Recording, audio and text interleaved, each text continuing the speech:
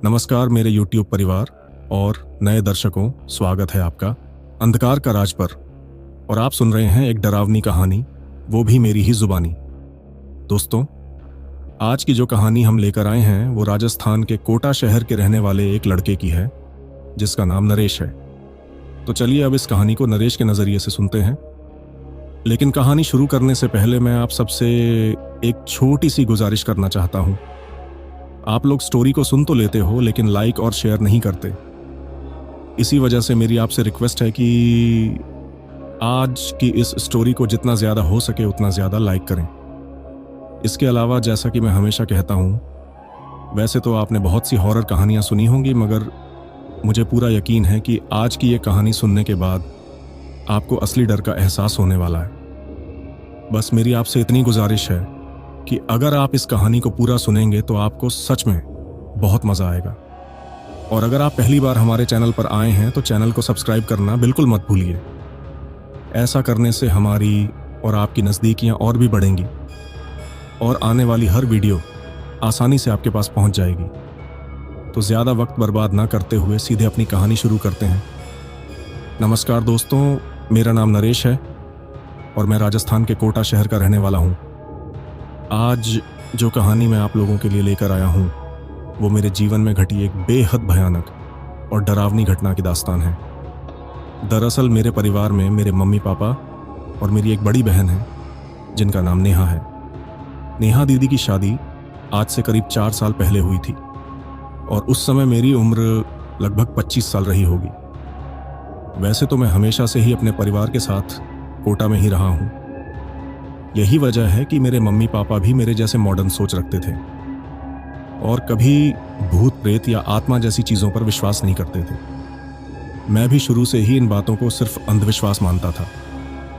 लेकिन जिस दिन मेरे साथ वो रोंगटे खड़े कर देने वाला खौफनाक हादसा हुआ, उसी दिन से मैं इन सब चीज़ों पर अपनी जान से भी ज़्यादा यकीन करने लगा।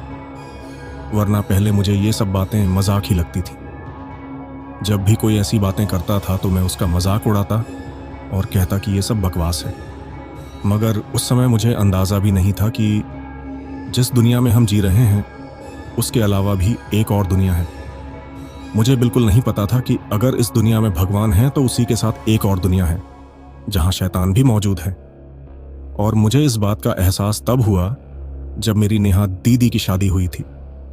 वैसे तो दीदी की शादी कोटा से थोड़ी दूरी पर बसे एक छोटे से गांव में हुई थी, लेकिन मेरे जीजा जी जयपुर रहते थे। ऐसे में शादी के 2 महीने बाद ही दीदी भी अपने ससुराल से जीजाजी के साथ जयपुर चली गई थी, क्योंकि वो वहां एक कंपनी में जॉब करते थे। जयपुर जाने के बाद नेहा दीदी अक्सर हमें फोन करती थीं और वहां की बहुत सारी बातें बताती थीं।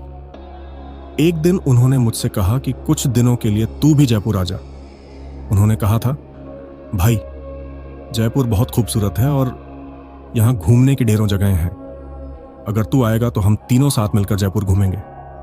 वैसे तो मैं और दीदी दोनों ही भाई बहन कभी भी कोटा से बाहर नहीं गए थे, क्योंकि पापा की अपनी एक छोटी सी परचून की दुकान थी और माँ एक हाउसवाइफ थी। तो पढ़ाई लिखाई और बाकी जिम्मेदारियों के चलते कभी मौका ही नहीं मिला कि हम कहीं बाहर घूमने जा सकें। हमारे सारे रिश्तेदार भी लगभग कोटा शहर में ही रहते थे। ऐसे में कोटा से बाहर जाने या कहीं रुकने का अवसर कभी नहीं आया। हाँ, एक बार मम्मी पापा के साथ हम लोग गोवर्धन जी जरूर गए थे, लेकिन उसके अलावा कहीं भी नहीं गए। इसी वजह से जब दीदी ने मुझसे कहा कि मैं उनके पास आऊं और वो दोनों मुझे पूरा जयपुर घुमाएंगे, तो मैं बेहद खुश हो गया, क्योंकि मैंने पहले ही जयपुर के बारे में बहुत कुछ सुन रखा था और मेरी भी इच्छा थी कि आखिर हमारे राज्य की राजधानी गुलाबी नगरी असल में कैसी है। इसीलिए मैंने दीदी और जीजाजी दोनों से जयपुर आने के लिए तुरंत हाँ कर दी। वैसे पढ़ाई पूरी करने के बाद से ही मैं पापा की दुकान में उनकी मदद करने लगा था, क्योंकि मुझे किसी कंपनी में नौकरी करना बिल्कुल पसंद नहीं था। मुझे तो बस पापा के छोटे से बिजनेस में उनका साथ देना था और वैसे भी हमारी दुकान अच्छी चल रही थी। इसी वजह से हमारा घर गुजारा भी बहुत अच्छे से हो रहा था। अब मैं और पापा मिलकर बड़े ध्यान से दुकान संभालते थे, जिसका नतीजा ये हुआ कि हमारी छोटी सी परचून की दुकान धीरे धीरे काफ़ी बड़ी हो गई थी। और अब पूरे शहर में हमारी दुकान को हर कोई जानने लगा था। दीदी के कहने के बाद जैसे ही मुझे मम्मी पापा की इजाज़त मिली, मैं बहुत खुश हो गया। लेकिन उस वक्त मम्मी पापा ने कहा कि मैं ट्रेन से जाऊं, पर मैंने साफ कह दिया कि मुझे अपनी गाड़ी से ही जाना है, क्योंकि अगर मैं ट्रेन से जाऊंगा तो वहां जाकर दीदी और जीजाजी के साथ घूमने के लिए हमें किराए पर टैक्सी या टेम्पो लेना पड़ेगा। लेकिन अगर मैं अपनी गाड़ी से जाऊंगा तो हम तीनों आराम से गाड़ी में बैठकर जयपुर घूम लेंगे। अब पापा ने यह सुनकर कहा कि जयपुर बहुत दूर है और तुम पहले कभी वहां नहीं गए। ऐसे में बिना जानकारी या किसी पहचान के सफर करना ठीक नहीं। यह सुनकर मैंने पापा से कहा, अरे पापा, आप कैसी बातें कर रहे हो? आजकल तो ऐसा जमाना है कि कहीं भी जाया जा सकता है। मेरे पास गूगल मैप है, उसी की मदद से मैं आराम से जयपुर पहुंच जाऊंगा। आप चिंता मत कीजिए। अब मैं छोटा बच्चा तो हूं नहीं। उस वक्त मैंने पूरे आत्मविश्वास से यह बात कह तो दी थी, लेकिन मुझे क्या पता था कि यही मेरी जिंदगी की सबसे बड़ी गलती साबित होगी। मेरी सारी बातें सुनकर मम्मी पापा ने और बहस करना सही नहीं समझा और कहा कि जैसा तुम्हें ठीक लगे वैसा करो। यह सुनकर मैं और भी ज्यादा खुश हो गया और उसी वक्त मैंने दीदी को कॉल करके बता दिया कि मैं उनके पास जयपुर आ रहा हूं।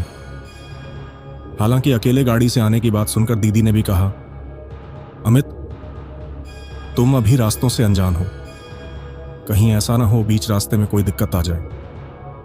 मगर मैंने उन्हें भरोसा दिलाया कि चिंता मत करो, मैं आराम से आ जाऊंगा। अब मेरे आने की खबर सुनकर वो भी बहुत खुश हो गए। ऐसे में तय हुआ कि 2 दिन बाद यानी शनिवार की सुबह मैं जयपुर के लिए निकलूंगा और पूरा दिन सफर करके शाम तक आराम से पहुंच जाऊंगा। उस वक्त मैं खुशी से फूला नहीं समा रहा था। मन ही मन में एक छोटे बच्चे की तरह एक्साइटेड था कि आखिरकार जयपुर देखने का मौका मिल रहा है। मगर मुझे क्या पता था कि जयपुर जाने का यह सफर मेरी जिंदगी का सबसे खतरनाक सफर बन जाएगा। यह यात्रा मेरे जहन में कुछ ऐसी डरावनी यादें छोड़ जाएंगी जो मुझे न चैन से जीने देंगी, न सोने देंगी, बल्कि हर पल मुझे डर का एहसास दिलाएंगी।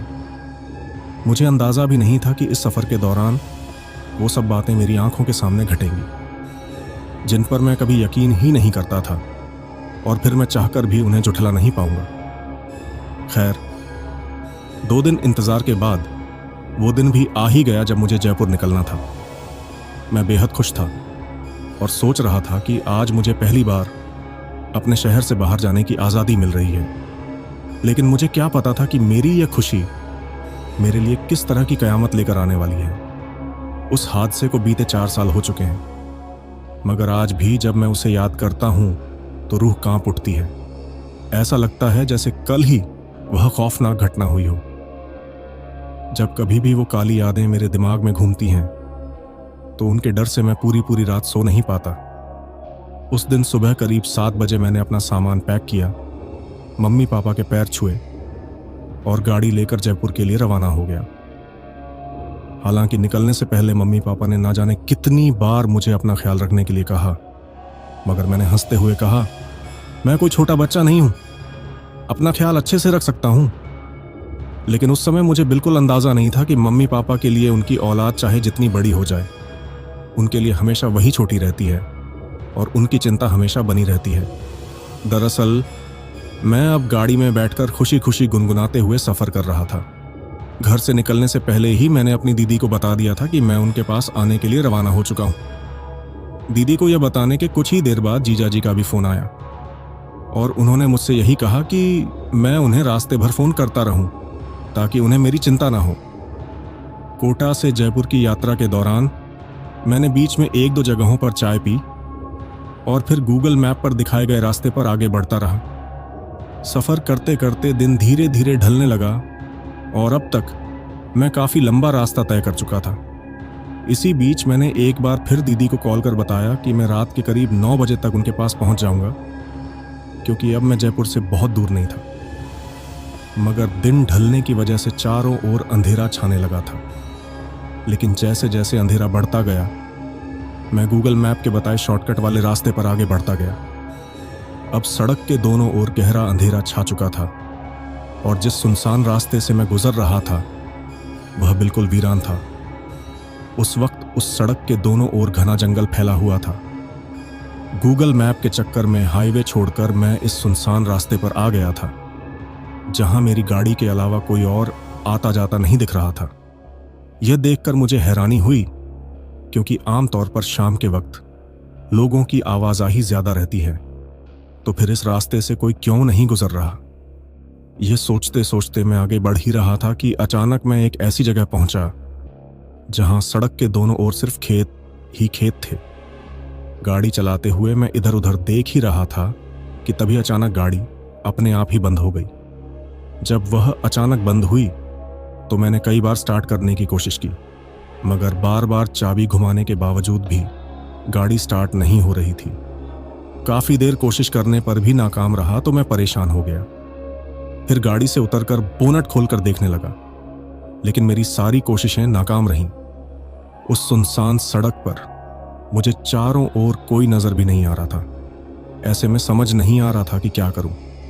तभी मैंने सोचा कि जीजाजी और दीदी को फोन कर दूं, ताकि अगर वे चाहें तो मेरी मदद की व्यवस्था कर दें या फिर कोई मैकेनिक भेज दें। यह सोचकर मैंने मोबाइल निकाला, मगर जैसे ही फोन देखा तो बैटरी पूरी तरह खत्म थी। यह देखकर मेरी परेशानी और बढ़ गई। सुबह घर से निकलते वक्त खुशी में यह ध्यान ही नहीं रहा कि फोन पूरी तरह चार्ज है या नहीं, और अब बैटरी खत्म हो चुकी थी। अब ना गाड़ी स्टार्ट हो रही थी और ना फोन काम कर रहा था। यही सब सोचकर मैं बहुत परेशान हो गया, क्योंकि यह जगह मेरे लिए पूरी तरह अनजान थी। पहली बार मैं इस सड़क पर आया था और पहली ही बार में यह मुसीबत आ गई थी। ऊपर से कोई इंसान भी नजर नहीं आ रहा था। तब मैं इस उम्मीद में इधर उधर टहलने लगा कि शायद कोई मिल जाए जो मदद कर सके, मगर फिर अपने आप पर गुस्सा आने लगा कि मम्मी पापा की बात मान लेता और ट्रेन से आता तो अब तक दीदी जीजाजी के पास पहुंच चुका होता। लेकिन मेरी जिद की वजह से आज मैं इस मुसीबत में फंसा था। उस वक्त मेरे दिमाग में बार बार यही बातें घूम रही थीं कि समझ में नहीं आ रहा था क्या करूं। सोचता कि काश मैंने निकलने से पहले फोन की बैटरी चेक कर ली होती, या फिर पावर बैंक साथ ले लिया होता। अब तो कोई रास्ता भी नजर नहीं आ रहा था। धीरे धीरे रात भी गहराती जा रही थी। मुझे यह सोचकर और भी बेचैनी हो रही थी कि दीदी जीजाजी मुझे फोन कर रहे होंगे, और जब फोन स्विच ऑफ बताएगा तो वे परेशान हो जाएंगे। मम्मी पापा को भी पहले से ही चिंता थी, क्योंकि पहली बार मैं अकेले कार से सफर कर रहा था। अब मैं किससे मदद मांगूं और कहां जाऊं, कुछ समझ नहीं आ रहा था। फिर मैंने सोचा कि काफी देर हो चुकी है, अब यहां रुकने का कोई फायदा नहीं। मुझे पैदल ही आगे बढ़ना होगा, शायद कोई गांव या दुकान मिल जाए। यही सोचकर मैंने गाड़ी वहीं छोड़ दी और अकेला ही उस अंधेरी सुनसान सड़क पर पैदल चलने लगा। लेकिन जैसे ही मैं उस सड़क पर आगे बढ़ने लगा तो कई जगहों पर अंधेरे की वजह से रास्ता साफ दिखाई न देने पर मैं गिरते गिरते बचा। मुझे मुश्किल से 10 मिनट ही हुए थे कि तभी मुझे सड़क से थोड़ी दूर खेतों की तरफ किसी रोशनी जैसी चीज दिखाई दी। जब ध्यान से देखा तो लगा कि वहां जरूर कुछ है। उस रोशनी को देखकर मेरे मन में एक उम्मीद जगी कि शायद वहां कोई रहता हो। मैं खेतों से होकर सीधा उसी तरफ बढ़ने लगा। गर्मी का मौसम होने की वजह से फसलें कट चुकी थीं और खेत खाली पड़े थे। हालांकि खेतों के किनारों पर लगी झाड़ियों के कारण चलते वक्त मेरे पैर में चोट भी लग गई, जिससे शुरू में गुस्सा आया, मगर हालात को देखते हुए मैंने हिम्मत रखी और लगड़ाते हुए आगे बढ़ता गया। करीब 4-5 मिनट तक चलने के बाद आखिरकार मैं वहां पहुंचा जहां से रोशनी आ रही थी। देखा तो वह रोशनी एक घर के अंदर से निकल रही थी, क्योंकि वहां सचमुच एक घर था। मगर अब उस घर तक पहुंचते पहुंचते मैं सड़क से काफी दूर आ चुका था, जहां मेरी गाड़ी खराब खड़ी थी। घर किसी पुराने जमाने का मिट्टी का बना हुआ था और बाहर से गोबर से लिपाई की हुई थी, लेकिन वह घर चारों ओर खाली मैदान में अकेला ही खड़ा था। उसके सामने एक सूखे नीम के पेड़ से एक लालटेन लटक रही थी, जिसकी रोशनी से घर नजर आ रहा था। तभी समझ आया कि इतनी दूर से मुझे जो रोशनी दिख रही थी वही इसी लालटेन की थी। मगर उस सुनसान जगह पर अकेला घर देखकर मैं हैरान था। फिर याद आया कि मम्मी ने कभी बताया था कि गांवों में लोग अपने खेतों के पास ही घर बना लेते हैं। शायद यही वजह थी कि यहाँ भी किसी ने खेत में घर बना लिया। यह सोचकर मैंने खुद को तसल्ली दी और सुकून मिला कि अब मदद मिल सकती है। मगर मुझे क्या पता था कि इस रोशनी का पीछा करते हुए इस घर तक आना मेरी जिंदगी की सबसे बड़ी गलती साबित होने वाला था। मैं सोचने लगा कि दरवाज़ा खटखटाकर मदद मांग लूं, शायद कोई रास्ता निकले। यही सोचकर दरवाजे के करीब गया और जैसे ही हाथ बढ़ाया तो अचानक ख्याल आया कि रात में यूं किसी के दरवाजे खटखटाना ठीक होगा या नहीं। लोग मुझे देखकर क्या सोचेंगे, कहीं चोर ना समझ लें। मगर फिर सोचा कि मैं बता दूंगा कि गाड़ी खराब हो गई है और मदद चाहिए। यही सोचकर हिम्मत जुटाकर दरवाज़ा खटखटाया। पहली दूसरी बार खटखटाने पर किसी ने दरवाज़ा नहीं खोला। फिर कुछ देर बाद दोबारा खटखटाने पर एक अधेड़ उम्र की औरत ने दरवाज़ा खोला। उसे देखकर लगा कि वह गांव की ही कोई महिला है, क्योंकि उसका पहनावा बिल्कुल देहाती था। मगर जैसे ही उसने दरवाज़ा खोला वह गुस्से से मुझे घूरने लगी। उसका वह घूरना मुझे अजीब लगा, लेकिन सोचा कि शायद अचानक रात में परेशान करने की वजह से नाराज हो। तभी अंदर से एक अधेड़ आदमी भी बाहर आया। वह आते हुए आवाज में बोला, कौन है शांति? और फिर आकर वह भी मेरी ओर वैसे ही घूरने लगा जैसे औरत घूर रही थी। दोनों मुझे अजीब नजरों से देख रहे थे, जिससे मैं घबरा गया। फिर हिम्मत करके बोला, अंकल, सामने वाली सड़क पर मेरी गाड़ी खराब हो गई है और फोन की बैटरी भी खत्म हो गई है। वहां कोई मदद भी नहीं दिख रही थी, तो आपकी रोशनी देखकर यहां तक चला आया हूं। मैं जयपुर जा रहा हूं और पहली बार इस रास्ते पर आया हूं। क्या आप लोग मेरी थोड़ी मदद कर सकते हैं? यह सुनकर वे दोनों पहले एक दूसरे को देखते रहे और फिर मुझे घूरते रहे, मगर उन्होंने कुछ कहा नहीं। तब मैंने दोबारा पूछा, अंकल, क्या आपका फोन मिल सकता है? मुझे दीदी को बताना है कि मैं फंस गया हूं। मगर वे फिर भी बस घूरते रहे। जब मैंने बार बार कहा तो वह आदमी गुस्से भरे स्वर में बोला, यहां ऐसा कुछ नहीं है। हम लोग ज्यादा पढ़े लिखे नहीं हैं। जो तुम कह रहे हो उसके बारे में हमें कुछ नहीं पता। हम तो बस गुजारा कर रहे हैं। यह सुनकर मैं और परेशान हो गया। फिर मैंने पूछा, क्या यहां पास में कोई गांव या शहर है जहां से मदद मिल सके?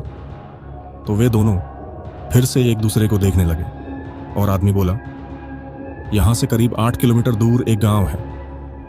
उसके मुंह से 8 किलोमीटर सुनकर मैं घबरा गया, क्योंकि घने अंधेरे में पैदल इतना चलना नामुमकिन था। मैं सोच ही रहा था कि तभी वह आदमी बोला, क्या हुआ? तो मैंने कहा, अंकल, इतनी रात में कहां जाऊं? रास्ता भी अनजान है। अगर आपको दिक्कत ना हो तो क्या मैं आज रात यहां रुक सकता हूं? तभी अचानक अंदर से एक लड़की की आवाज आई, कौन है बाबू सा? और फिर अंदर से करीब 17 से 18 साल की एक साधारण शक्ल सूरत वाली लड़की बाहर आ गई। लेकिन वहां आते ही वह भी उन दोनों की तरह ही मुझे अजीब सी हैरानी भरी नजरों से घूरने लगी।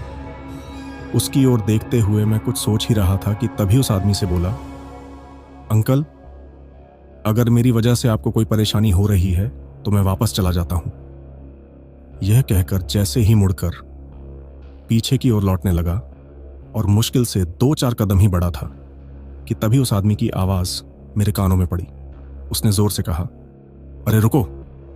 उसकी आवाज सुनते ही मैंने पलटकर देखा और उन तीनों को अपनी ओर घूरते पाया। अब मेरी तरफ देखते हुए वह अधेड़ उम्र का आदमी बोला, अरे बेटा, तुम तो हमारे मेहमान हो। इतनी घनी अंधेरी रात में कहां जाओगे? गांव भी काफी दूर है और वहां तक तुम पैदल चलकर कभी नहीं पहुंच पाओगे। तुम यही कर लो कि आज की रात यहीं ठहर जाओ। अब उसके बोलने का अंदाज अचानक बदल चुका था।